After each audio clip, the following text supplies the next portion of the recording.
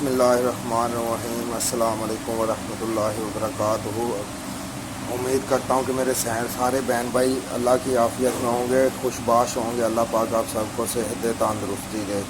तो आज जो मैं अपनी बहनों और भाइयों के साथ डिश शो करने लगा हूँ, ठीक है, बहुत सिंपल है और यूज़ली हमारे हर घर में यह यूज़ होती है। ठीक है, आज मैं आपके सामने खुमानी की चटनी बनाने लगा हूँ। ठीक है, मीठी खुमानी की चटनी शेयर करने लगा हूँ। ठीक है, इसको मैंने रात पूरी के लिए भिगो के रख दिया हुआ था। ठीक है, आप देख सकते हैं फुल गल गई हुई है।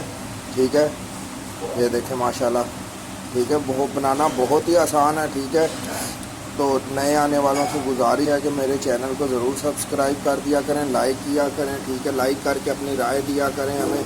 ठीक है, कमेंट्स करके अपनी राय दिया करें और शेयर किया करें। ठीक है, उम्मीद करता हूँ कि आप मेरे सब बहन भाई ठीक ठाक होंगे। चले आए बनाना शुरू करते हैं।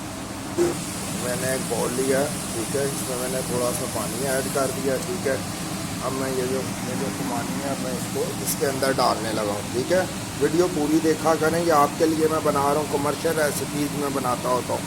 ठीक है, जो आप रेस्टोरेंट वगैरह में जाते हैं, समोसा खाते हैं, ठीक है, चने खाते हैं, कुछ भी आप खाते हैं उसके अंदर यूज़ होती है।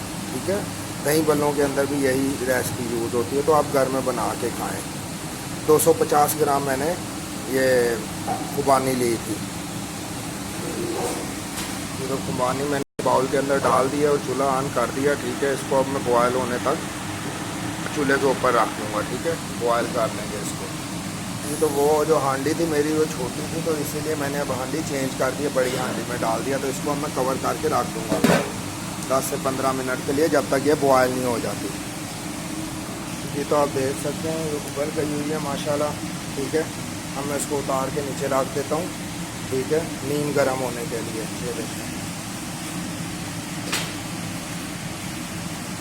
ये देखें माशाल्लाह बहुत अच्छे से गल गई हुई है। ठीक है, ये देखें माशाल्लाह। अब मैं इसको ठंडा होने के लिए रख दूँगा। ठीक है, 15 से 20 मिनट, फिर इसकी हम चटनी बनाएंगे। ये तो तकरीबन नीम गर्म हो गया। अब मैं इसको ग्राइंडर के अंदर निकाल लूँगा। बिस्मिल्लाह। ये जो पानी है ये भी इसके साथ थोड़ा सा डाल दिया। मैं तकरीबन एक बोल बनाने लगा हूँ सिर्फ अपनी बहन और भाइयों को दिखाने के लिए। ठीक है जी, तो मैंने ग्राइंडर के अंदर डाल के मैं ग्राइंडर को 1 मिनट के लिए चला लूँगा।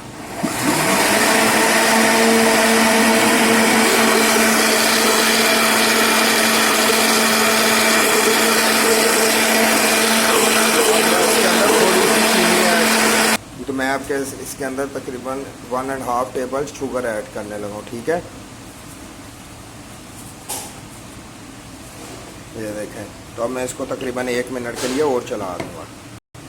माशाल्लाह चटनी हमारी बिल्कुल तैयार है। मैं इसके अंदर फूड कलर ऐड करने लगा हूँ, लाल कलर का। ठीक है, थोड़ा सा ऐड करना। मेरे पास लिक्विड है, लिक्विड बना के रखा हुआ है हमने। ठीक है, अब फिर इसको थोड़ी देर के लिए चला देंगे।